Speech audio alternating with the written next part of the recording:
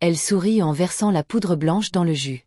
Un petit sourire, presque imperceptible, mais capturé avec une perfection absurde par la caméra cachée. Tandiu ne scia même pas. Elle remua lentement, regardant le poison se dissoudre dans la boisson couleur rubis, puis porta le verre à sa sœur enceinte, qui l'attendait dans le salon, confiante comme une enfant. Ce simple geste, ce sourire de 3 secondes, serait la preuve qu'il l'enverrait en prison pour les 20 années suivantes. Mais le plus troublant n'est pas ce qu'elle a fait à ce moment-là. Le plus troublant, c'est le nombre de fois où elle l'avait fait auparavant, le nombre de matins où elle s'était réveillée en planifiant la mort de l'être qu'elle aimait le plus, le nombre de nuits où elle avait dormi paisiblement après avoir empoisonné sa propre sœur. Et tout a commencé pour une raison si insignifiante, si humaine, si commune que vous l'avez probablement ressentie à un moment de votre vie, l'envie.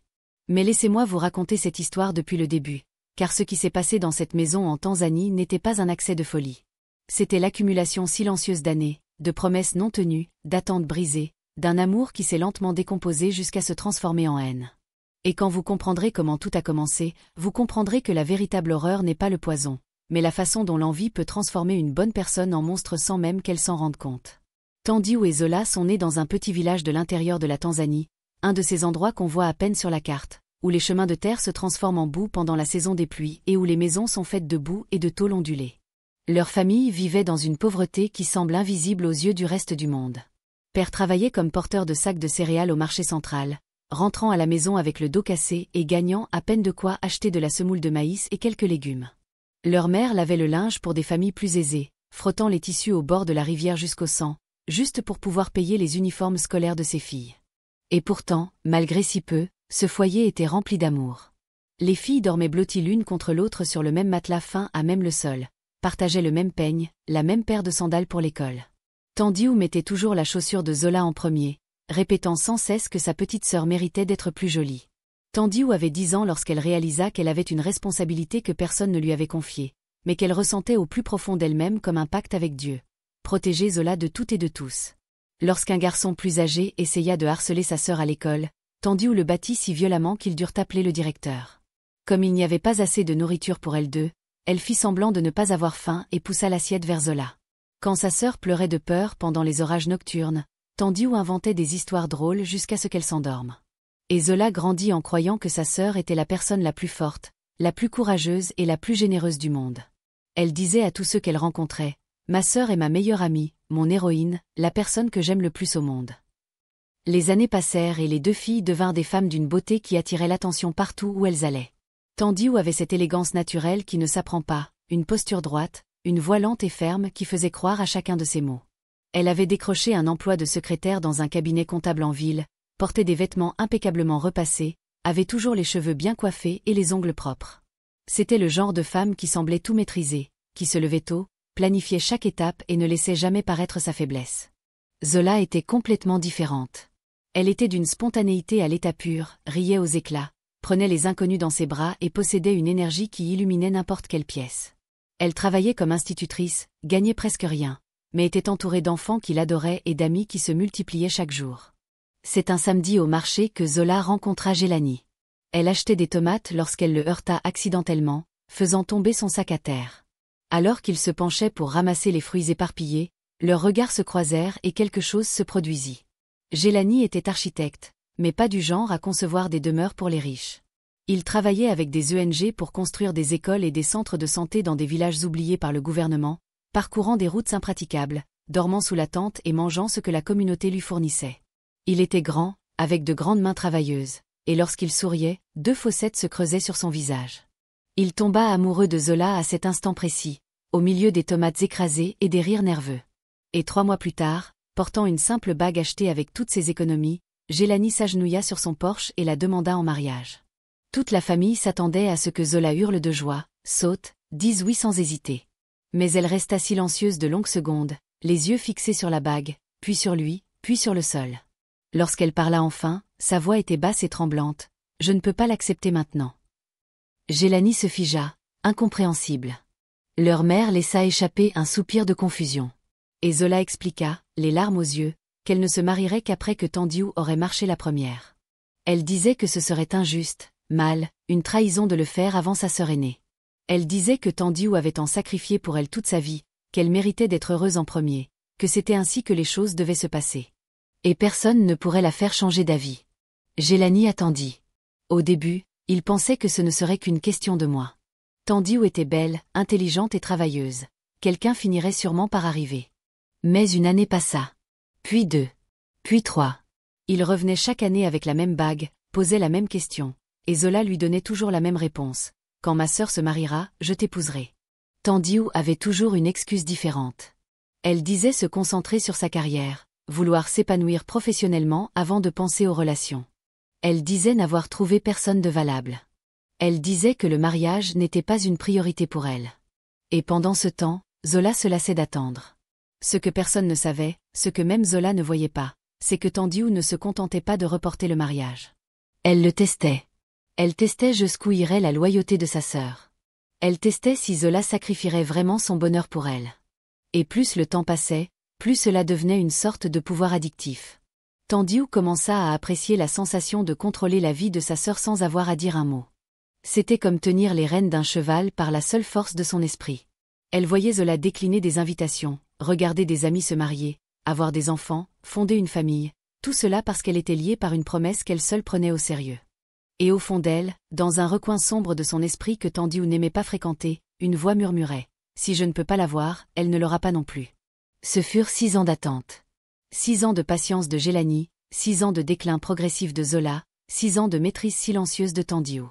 Jusqu'à ce qu'un dimanche après-midi, assise seule sur la véranda, tandis que le soleil se couchait rouge sang à l'horizon, Zola eut une révélation qui changea tout. Elle réalisa qu'elle vivait la vie de sa sœur, pas la sienne. Qu'elle était prisonnière d'une loyauté qui pourrait ne jamais être récompensée.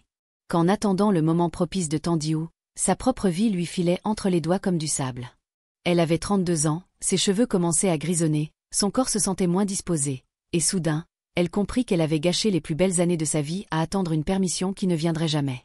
Quand Gélanie se présenta pour la 10e fois, Zola n'attendit même pas qu'il ait fini de parler. Elle dit oui avant même qu'il n'ouvre l'écrin. Et à cet instant, pour la première fois depuis 6 ans, elle ressentit quelque chose qu'elle avait oublié, la liberté. Le mariage était prévu 3 mois plus tard. Ce fut une cérémonie simple dans l'église du village, décorée de fleurs sauvages cueillies le matin même par les élèves de Zola. Sans luxe ni ostentation, elle avait quelque chose de bien plus précieux, la vérité. Une joie sincère. Des personnes sincèrement attentionnées. La mariée portait une robe blanche empruntée à sa cousine, le marié le seul costume qu'il possédait, et lorsqu'ils échangèrent les alliances, la moitié du village pleura d'émotion. Des voisins jouaient de la musique, des enfants dansaient pieds nus sur la terre, des femmes âgées chantaient des bénédictions ancestrales en swahili. Le soleil était radieux, le vent apportait l'odeur des aliments qui cuisaient sur les feux ouverts, et Zola se sentait enfin accomplie, comme si une pièce manquante s'était mise en place. Mais parmi les invités, Tandiou était assise sur un banc en bois au fond, un sourire qui n'atteignait pas ses yeux. Elle applaudissait comme prévu, saluait les gens avec une politesse machinale, mais intérieurement, quelque chose se brisait en 1000 morceaux. Elle regarda sa sœur, rayonnante de bonheur, et ressentit quelque chose qu'elle n'avait jamais ressenti auparavant, la colère. Ce n'était pas une colère explosive, c'était quelque chose de plus dangereux. C'était une rage froide et calculée qui s'installa dans sa poitrine et commença à grossir comme une tumeur. Tandiou se sentit humiliée, dépassée, trahie. Comment Zola avait-elle pu renoncer à attendre? Comment avait-elle pu rompre sa promesse? Pendant toute la fête, Tandiou souriait à l'extérieur et saignait à l'intérieur. Et lorsqu'elle rentra chez elle ce soir-là, elle verrouilla la porte, s'allongea sur le lit, encore habillée, et pleura jusqu'à ce qu'il ne lui reste plus une larme. Mais pleurer n'apporta pas de soulagement. Cela apporta du ressentiment. Les jours suivants furent étranges. Tandiou continua d'envoyer des messages doux à sa sœur, lui demandant comment se déroulait sa vie de couple, feignant de s'intéresser aux détails. Mais il y eut un subtil changement de ton, dans les pauses, dans les réponses brèves. Zola, encore enivrée par le bonheur du mariage, ne le remarqua pas. Elle était trop occupée à construire une nouvelle vie avec Gélanie, à décorer la modeste maison qu'elles avaient louée, à planifier l'avenir. Et puis, 3 mois après le mariage, Zola découvrit qu'elle était enceinte. Lorsqu'elle l'appela pour lui annoncer la nouvelle, Tandiou sentit le sol se dérober sous ses pieds. Elle félicita sa sœur avec des mots creux, raccrocha et resta assise sur le canapé, le regard perdu pendant près d'1 heure. Zola avait tout maintenant. Son mari. Sa maison. Le bébé en route. Tout ce que Tandiou aurait dû avoir en premier. Tout ce qui lui appartenait de droit. Et plus elle y pensait, plus cette voix sombre résonnait au fond d'elle. Ce n'est pas juste, elle ne mérite pas ça, elle t'a trahi, Elle a rompu sa promesse, elle doit payer. C'est à cette époque que Tandiou commença à souffrir d'insomnie. Elle passait des nuits entières allongée dans son lit, les yeux ouverts, à revivre chaque instant de sa vie, chaque sacrifice consenti, chaque fois qu'elle avait fait passer Zola en premier. Et maintenant? Où était la récompense? Où était la gratitude? L'envie s'était transformée en quelque chose de plus dense, de plus vif. Elle était devenue une présence constante, une compagne au petit matin, une voix qui lui murmurait des idées dont elle ne se serait jamais crue capable. Et puis, lors d'une de ces nuits blanches, une idée lui vint. Petite au début, juste une pensée fugace qu'elle repoussa avec horreur. Mais l'idée revint. Et revint encore. Et encore. Jusqu'à ce qu'elle cesse de lui paraître absurde et devienne possible. Tandiou pensa, et si Zola perdait le bébé? Et s'il arrivait quelque chose? Ce ne serait pas de sa faute, ce serait un accident, une tragédie naturelle. Et alors Zola comprendrait ce que c'est que de souffrir. Ce que c'est que de se faire arracher quelque chose. Ce que c'est que de perdre. Au début, Tandiou rejetait cette idée avec dégoût d'elle-même. Mais le germe était planté. Et les jours suivants, elle commença ses recherches. Elle parcourut d'obscurs forums en ligne, se documenta sur les substances, les méthodes et comment rendre quelque chose naturel. Et plus elle approfondissait ses recherches, plus l'idée cessa d'être abstraite pour devenir un projet concret. C'est alors que Tandiou entendit parler de Baba Kofi. C'était un guérisseur traditionnel qui vivait dans les montagnes, dans une hutte isolée au milieu des arbres noueux. Les habitants parlaient de lui à voix basse, affirmant qu'il connaissait des herbes et des poisons qui pouvaient guérir ou tuer selon la dose. Tandiou prit 4 heures de bus, escalada un sentier escarpé pendant 2 heures supplémentaires, et lorsqu'elle trouva enfin la hutte, son cœur battait si fort qu'elle faillit abandonner. Baba Kofi était un vieil homme, courbé par le temps, les yeux blanchis par la cataracte et les mains tremblantes. Il la reçut sans surprise, comme s'il s'y attendait. Elle lui dit qu'elle avait besoin d'un anti-rat, que sa maison était infestée. Il ne la crut pas.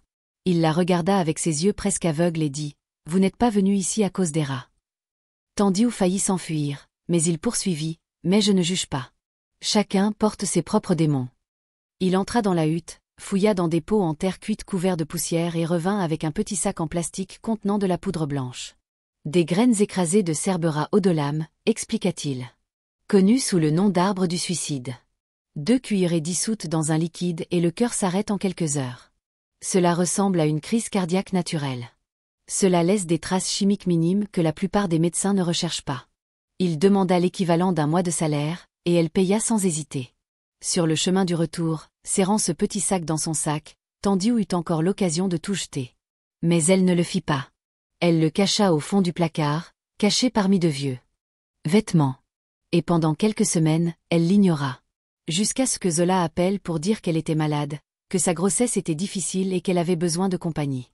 Et Tandiou saisit l'occasion. Elle commença à rendre visite fréquemment à sa sœur. Elle lui apportait des fruits frais, des vitamines et des sachets de biscuits. Zola était touchée par tant d'attention, disant que Tandiou était la meilleure sœur du monde. Et à chaque visite, Tandiou observait. Elle observait la routine, les horaires, quand Gélani partait au travail, quand Zola était seule. Elle étudiait sa cible comme un prédateur étudie sa proie. Et puis le jour J arriva. Un mardi après-midi comme les autres. Gélani était partie en ville pour une réunion et ne serait de retour que le soir.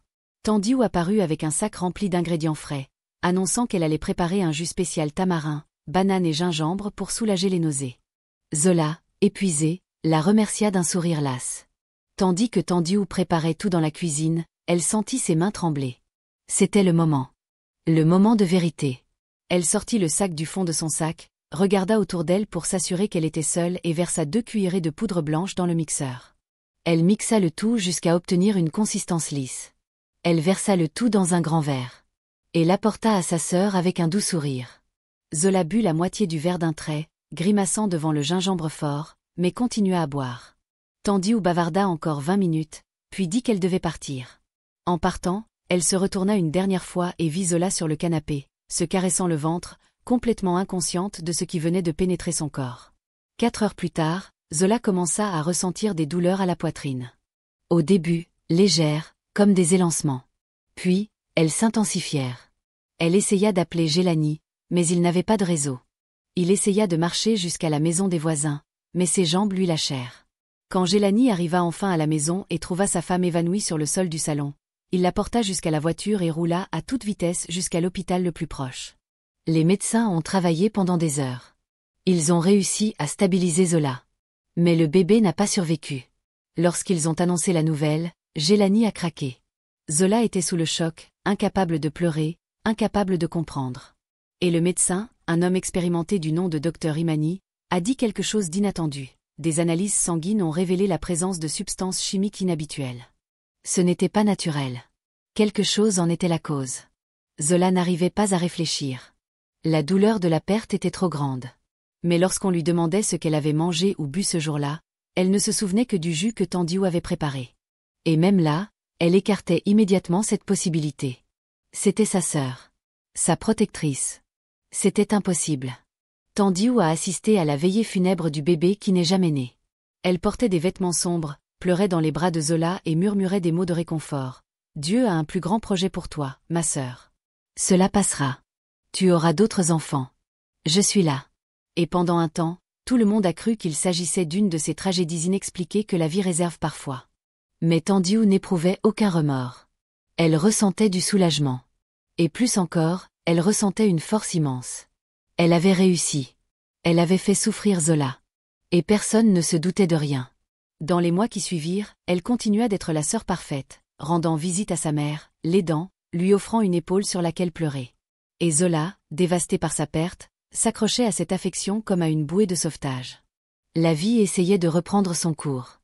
Gélanie retourna au travail, Zola reprit l'enseignement, et peu à peu, elles tentèrent de reconstruire ce qui avait été détruit. Et puis, presque un an plus tard, Zola découvrit qu'elle était de nouveau enceinte. Lorsqu'elle annonça la nouvelle à Gélanie, elles pleurèrent toutes les deux, mais cette fois, c'étaient des larmes mêlées de joie et de peur. La peur de la perdre à nouveau. Et une fois de plus, Tandiou reçut la nouvelle par téléphone. Et une fois de plus, cette voix sombre murmura. Elle ne mérite pas ça. Elle doit souffrir à nouveau. Tu dois t'assurer qu'elle ne soit jamais plus heureuse que toi. Cette fois, Tandiou n'hésita pas. Elle retourna voir Baba Kofi, acheta du poison et attendit son heure. Elle se rendit encore plus souvent chez Zola, toujours avec des excuses affectueuses et des cadeaux. Et Zola, naïf et brisé par la tragédie précédente, accepta tout avec gratitude. Mais cette fois, quelque chose était différent. Gélanie avait changé. La mort de son premier bébé lui avait laissé une méfiance inexplicable. Il commença à prêter attention aux détails. Il remarqua que Zola se sentait toujours malade quelques heures après les visites de Tandiou. Toujours. Sans exception. Il commença à noter les heures, les symptômes, les schémas. Et lorsque Zola tomba enceinte pour la deuxième fois et que les visites de Tandiou s'intensifièrent, Gélanie ressentit quelque chose qu'il ne voulait pas ressentir, la suspicion.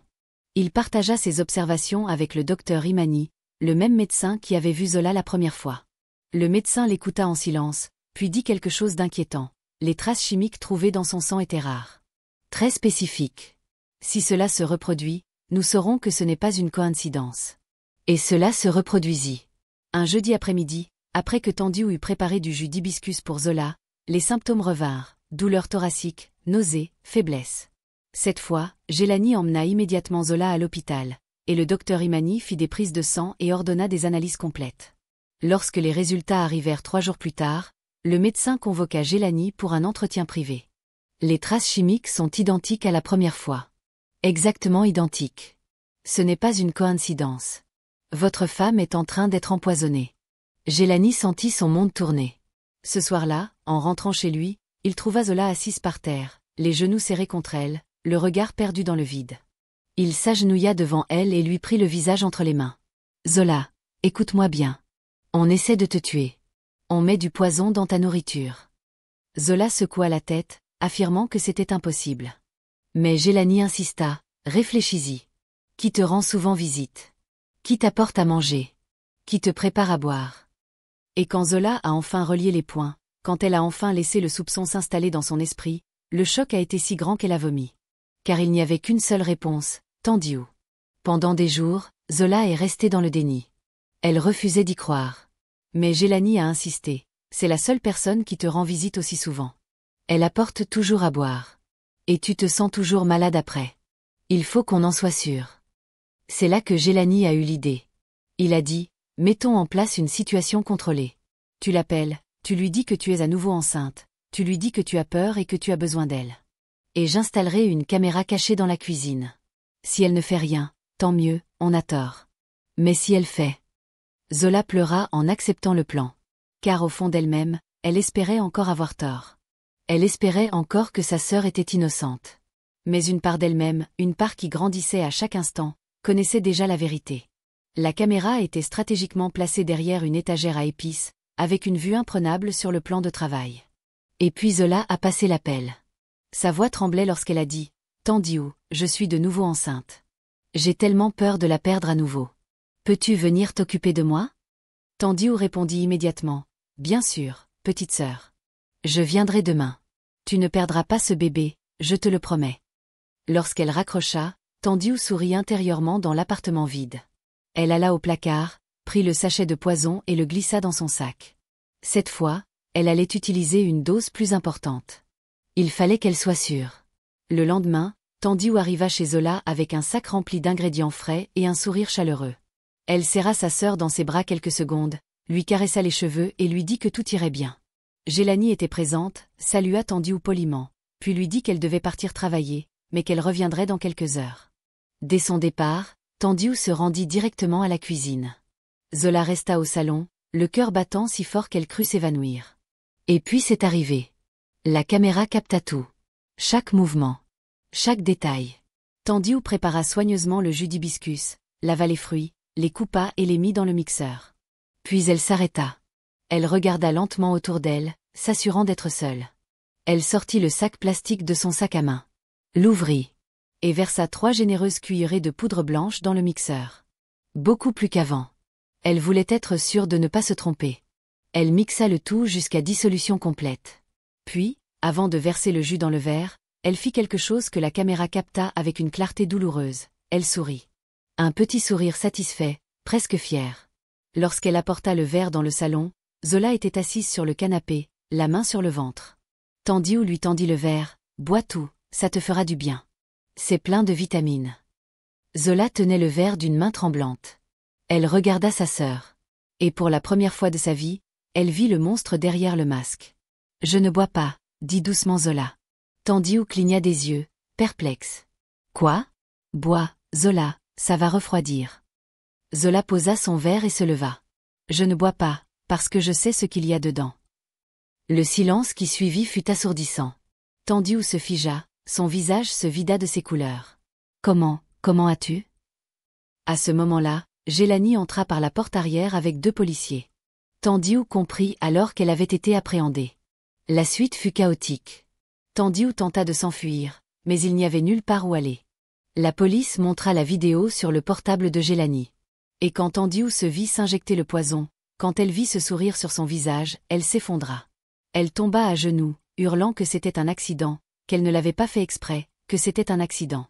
Mais soudain, dans un moment d'effondrement total, elle hurla la vérité. Il fallait qu'elle attende. « Je suis venue en premier. J'avais le droit d'être heureuse en premier. Elle m'a trahi. Elle m'a trahi. » Les policiers l'ont menottée tandis qu'elle sanglotait sans retenue.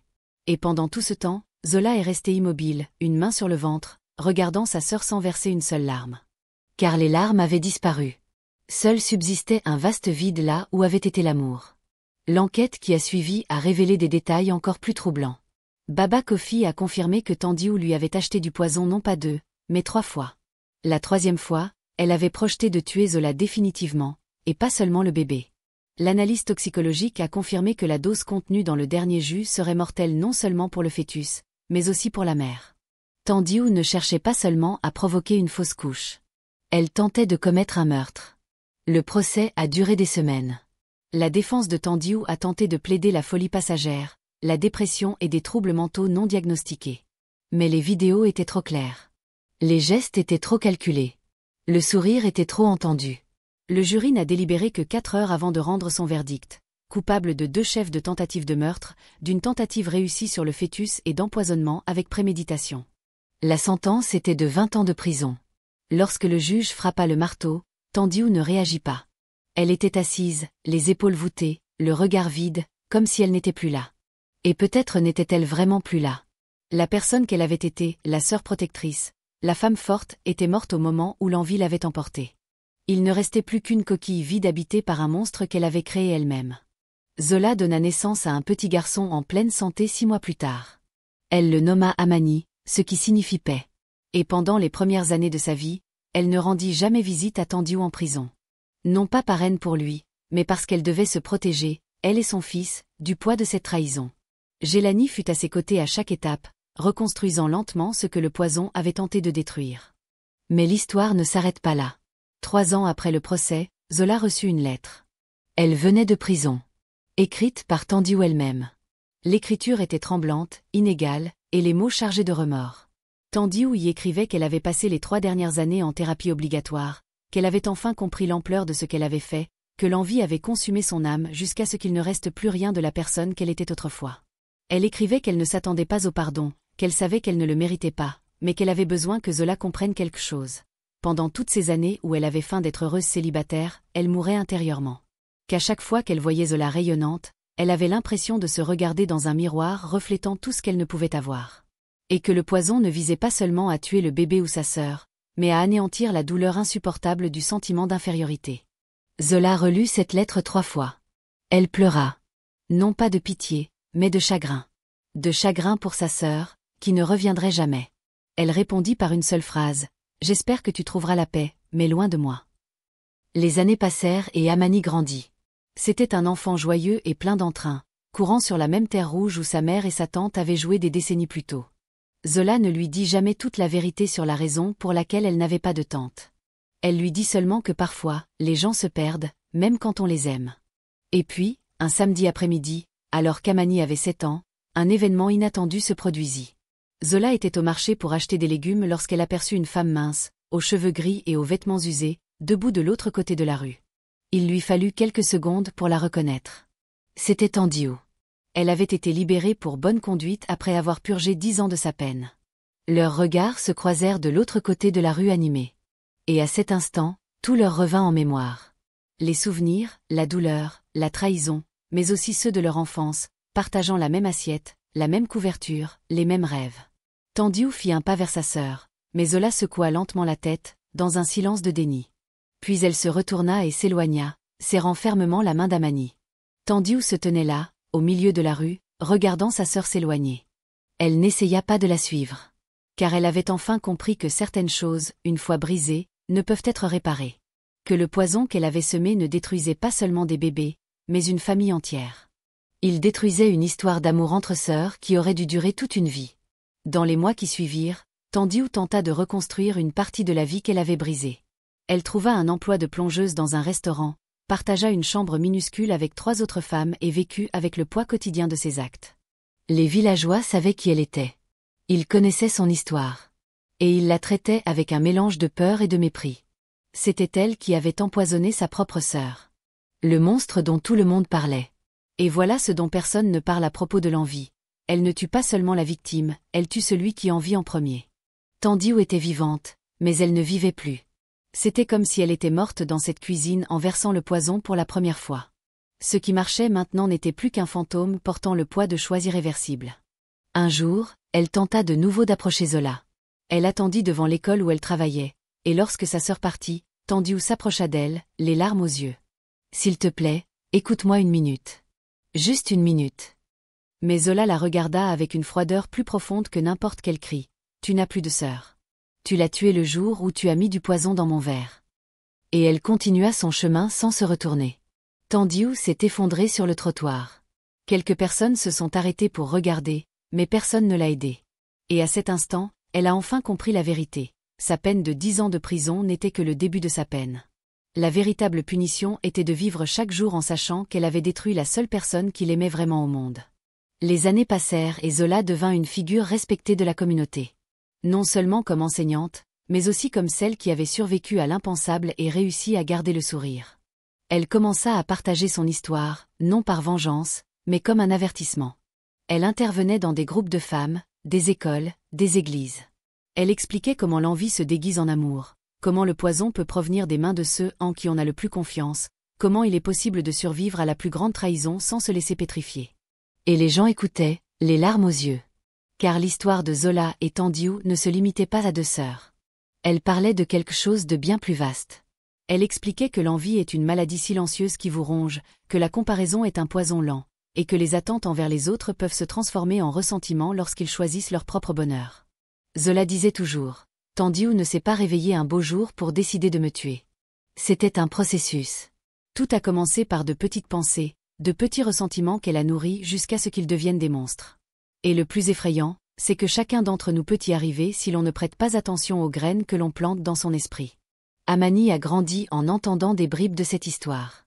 À 15 ans, il a finalement demandé à sa mère toute la vérité. Et Zola lui a raconté chaque détail douloureux. Et quand elle a terminé, elle a dit quelque chose qu'il n'a jamais oublié. La leçon n'est pas que les mauvaises personnes existent. La leçon est que les bonnes personnes peuvent devenir mauvaises lorsqu'elles laissent leurs émotions toxiques se développer sans contrôle. Sa tante n'était pas un monstre. Elle en est devenue un. Et c'est là le plus effrayant. Tandiu, quant à elle, vivait une vie de pénitence silencieuse. Elle ne s'était jamais mariée, n'avait jamais eu d'enfants et n'avait jamais renoué de liens familiaux. Ses parents étaient morts des années auparavant, tous deux brisés par la honte de ce que leur fille avait fait. Elle travaillait, retournait dans sa chambre exiguë et passait ses nuits allongées, éveillée, à ressasser chacune de ses mauvaises décisions. Un soir comme celui-là, 10 ans après sa sortie de prison, Tandiu écrivit une lettre qui ne serait jamais envoyée. Elle s'adressait à elle-même, à la jeune fille qui avait chaussé les pieds de sa sœur cadette avant de chausser les siens. Elle écrivait « Si tu pouvais me voir maintenant, tu serais dégoûtée. Toi, qui aimais Zola plus que tout, tu serais horrifiée d'apprendre que tu finirais par essayer de la tuer. Mais je dois te raconter comment c'est arrivé, pour que tu comprennes combien il est facile de se perdre. Tout a commencé quand tu as cessé de célébrer ses victoires et commencé à les comparer à ses défaites. Tout a commencé quand tu as décidé que son succès était ton échec. Tout a commencé quand tu as transformé l'amour en compétition. Et finalement, tu es devenu la personne que tu as toujours juré de la protéger. Tu es devenu le danger. Elle conserva cette lettre dans une vieille boîte sous son lit. Et elle continua de vivre, si tant est qu'on puisse appeler ça une vie. Pendant ce temps, Zola s'épanouissait. Elle et Gélani eurent 2 autres enfants, une maison fut construite, des racines s'enfoncèrent profondément dans cette terre rouge. Et chaque fois qu'on lui demandait comment elle parvenait à pardonner, Zola la corrigeait. « Je n'ai pas pardonné. J'ai lâché prise. » Pardonner impliquerait une sorte de réconciliation. Lâcher prise signifie que je choisis de ne plus porter le poids de ce qu'elle a fait. La différence est subtile, mais importante. La communauté a commencé à utiliser l'histoire des sœurs comme une sorte de parabole moderne. Les parents la racontaient à leurs enfants. Les enseignants l'utilisaient comme exemple dans les cours d'éthique. Les pasteurs la mentionnaient lors des sermons. Et le message était toujours le même. Soyez attentifs à ce que vous nourrissez en vous, car tôt ou tard, cela finira par vous consumer. Un détail troublant, révélé des années après le procès, est que Tandiu avait tenu un journal pendant toute la période où elle avait planifié les empoisonnements. La police a découvert ce journal lors de l'enquête, mais n'en a rendu public qu'une partie lors du procès. Les notes révélaient un degré de préméditation effrayant. Elle y avait écrit des choses comme « J'ai rendu visite à Zola aujourd'hui. Elle est radieuse. Je déteste sa brillance. Il faut que j'éteigne la lumière. » Et dans une autre note, « J'ai acheté le poison. Il est rangé dans le placard. Je le regarde tous les soirs avant de m'endormir. Parfois, je me prends pour une folle. Mais le lendemain matin, la colère revient et tout reprend son sens. » Le journal montrait que Tandiu luttait contre elle-même. Il y eut des moments où elle faillit abandonner, rejeter le poison, tout avouer. Mais l'envie l'emportait toujours. Et chaque petite victoire sur les ténèbres lui facilitait l'accès à l'abîme. Lors d'une de ses séances de thérapie obligatoire en prison, Tandiu a finalement verbalisé l'origine de tout cela. Elle a confié au psychologue « Je ne voulais pas qu'elle meure. Je voulais qu'elle souffre autant que moi. Je voulais qu'elle comprenne ce que c'est que de regarder quelqu'un qu'on aime et de se sentir insuffisant. Qu'on ne sera jamais suffisant. Que, malgré tous ses efforts, on sera toujours le second choix, celui qu'on laisse de côté. » Le psychologue a répondu « Mais qui vous a mis en second? Était-ce Zola ou vous-même ?» Cette question hanta Tandiu pendant des années. Car la vérité, dérangeante, était que Zola ne l'avait jamais rabaissé. Jamais vanté. Jamais montré son bonheur à sa sœur. Zola vivait simplement sa vie. Et Tandiu l'interpréta comme une attaque personnelle. Elle créa une compétition qui n'existait que dans sa tête. Et elle détruisit tout à cause d'une guerre imaginaire. C'est la nature la plus cruelle de l'envie. Elle n'a pas besoin de véritable carburant pour brûler. Elle se nourrit de perceptions, d'interprétations déformées et de récits que nous construisons nous-mêmes. Tandiu regarda Zola et vit une rivale. Zola regarda Tandiu et vit une sœur. Et cette différence de perspective est ce qui a transformé l'amour en haine. Des années plus tard, alors que Tandiu avait une cinquantaine d'années, un événement inattendu s'est produit. On lui a diagnostiqué un cancer du pancréas avancé. Les médecins lui donnaient 6 mois à vivre. Et à ce moment-là, face à la mort, Tandiu a pris une décision définitive. Elle a écrit une lettre publique, publiée dans un journal local. Dans cette lettre, elle a tout avoué à nouveau, mais cette fois avec une honnêteté brutale. Elle a écrit : « Je m'appelle Tandiu et j'ai empoisonné ma sœur enceinte à 2 reprises. J'ai tué mon neveu avant sa naissance. J'ai tenté de tuer ma sœur. Et je n'ai pas fait tout cela parce qu'elle m'a fait du mal, mais parce qu'elle a osé être heureuse alors que je ne l'étais pas. Cette lettre est mon dernier acte en ce monde, et j'espère qu'elle servira d'avertissement. L'envie est un cancer plus mortel que n'importe quelle tumeur. Elle m'a rongé de l'intérieur bien avant l'apparition du cancer physique. Et si vous lisez ceci et reconnaissez ne serait-ce qu'une infime partie de vous-même dans cette histoire, n'hésitez pas à demander de l'aide. Parlez à quelqu'un. Ne laissez pas les monstres se développer dans les ténèbres de votre esprit comme je l'ai fait. Car au final, je n'ai pas seulement détruit la vie de Zola. J'ai détruit la mienne. Et maintenant, mourant seul dans une chambre d'hôpital sans visite, je réalise que le plus grand poison que j'ai administré, c'est à moi-même. La lettre est devenue virale. Partagée des milliers de fois, traduite dans d'autres langues et commentée à la radio et à la télévision, elle a permis aux gens de s'ouvrir à des sujets tels que l'envie, la santé mentale et la gestion des émotions toxiques avant qu'elles ne se transforment en actes destructeurs. Zola lut la lettre. Gélanie était à ses côtés, lui tenant la main. Elle l'a lu du début à la fin sans dire un mot. Et lorsqu'elle eut terminé, elle poussa un profond soupir. Gélanie lui demanda si elle voulait rendre visite à Tandiu à l'hôpital. Et Zola répondit : non. Cette lettre n'était pas pour moi. Elle était pour le monde entier. Elle a finalement compris que cette histoire ne parlait jamais de nous deux. Elle parlait d'elle depuis le début. Tandiu est décédé 3 mois plus tard, seul dans un hôpital public. Il n'y a eu ni funérailles ni deuil public. Son corps a été incinéré et ses cendres ont été dispersées dans la rivière où elle et Zola jouaient enfants. Et grâce à ces cendres, l'histoire de l'amour fraternel qui peut se transformer en poison lorsque l'envie s'invite a également été propagée. Mais l'histoire ne se termine pas en tragédie totale. Des années plus tard, Amani, le fils qui a survécu malgré tout, est devenu psychologue. Il a consacré sa carrière à l'étude des dynamiques familiales toxiques et des traumatismes intergénérationnels. Lors de sa première conférence publique, il a raconté l'histoire de sa mère et de sa tante. Il l'a racontée en détail, avec émotion, mais aussi avec une perspective clinique qui a aidé des milliers de personnes à comprendre leur propre schéma destructeur. Il a dit : « Ma tante n'était pas monstrueuse dès sa naissance. Elle l'est devenue par de petits choix répétés. Chaque fois, elle a privilégié le ressentiment à la communication. Chaque fois, elle a entretenu le récit d'elle-même comme une victime. Chaque fois, elle a transformé le succès d'autrui en son propre échec. Ses choix se sont accumulés jusqu'à ce qu'elle ne voie plus le chemin du retour vers la lumière. » Les gens l'écoutaient, pleuraient et venaient souvent le voir par la suite, lui avouant leurs propres sentiments d'envie, leurs propres luttes intérieures. Et Amani offrait quelque chose de précieux, une perspective et des outils pour gérer ses sentiments avant qu'ils ne deviennent destructeurs. Zola, aujourd'hui âgée, aux cheveux gris et aux yeux marqués par l'âge mais toujours radieux, continue de raconter son histoire. Non pas par masochisme, mais parce qu'elle comprend le pouvoir du récit. Elle dit : « Si ma douleur peut empêcher ne serait-ce qu'une seule personne de commettre la même erreur que ma sœur, alors elle valait la peine d'être partagée. Si ma survie peut inciter quelqu'un à demander de l'aide avant de commettre l'irréversible, alors chaque cicatrice que je porte a un sens. » Et quand on lui demande si sa sœur lui manque, Zola répond avec une honnêteté douloureuse : « La sœur que j'avais me manque. Cette fille qui m'a chaussé les pieds avant de mettre les siens. Celle qui m'a soutenue pendant les tempêtes. Celle qui a juré de me protéger de tout et de tous. Mais cette fille est morte bien avant que le corps de Tandiu cesse de respirer. Elle est morte au premier instant où l'envie lui a murmuré à l'oreille et qu'elle a choisi d'écouter. Ce qui est venu après, ce n'était pas ma sœur. C'était une étrangère portant son visage. » Aujourd'hui, dans ce village de Tanzanie, se dresse un petit mémorial.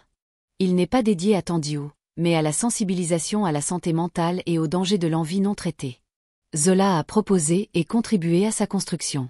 Sur la plaque de pierre sont inscrits des mots simples mais puissants. L'envie ne tue pas seulement l'objet de votre désir.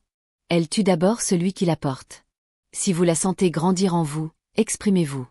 Demandez de l'aide. Ne la laissez pas vous transformer en quelqu'un que vous ne reconnaissez pas dans le miroir.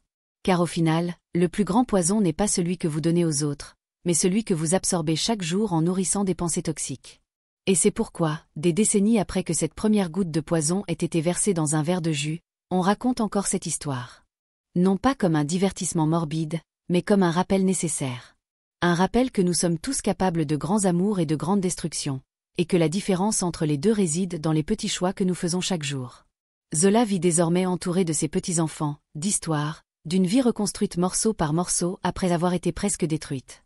Elle plante des fleurs dans le jardin, apprend à ses petits-enfants les mêmes chansons que sa grand-mère lui a apprises, et parfois, lorsque le vent souffle d'une certaine façon, elle ferme les yeux et se souvient de la fillette qui courait sur la terre rouge aux côtés de sa sœur, riant toutes les deux à en perdre le souffle, sans jamais imaginer qu'un jour leur amour se transformerait en la plus grande trahison. Mais elle refuse de se laisser piéger par le passé. Car Zola a appris la leçon la plus importante. Survivre ne consiste pas seulement à continuer de respirer. C'est choisir, chaque jour, de vivre pleinement. C'est choisir de ne pas se laisser empoisonner par le poison d'autrui. C'est choisir de pardonner, non pas pour libérer celui qui vous a blessé, mais pour vous libérer du poids de cette douleur éternelle.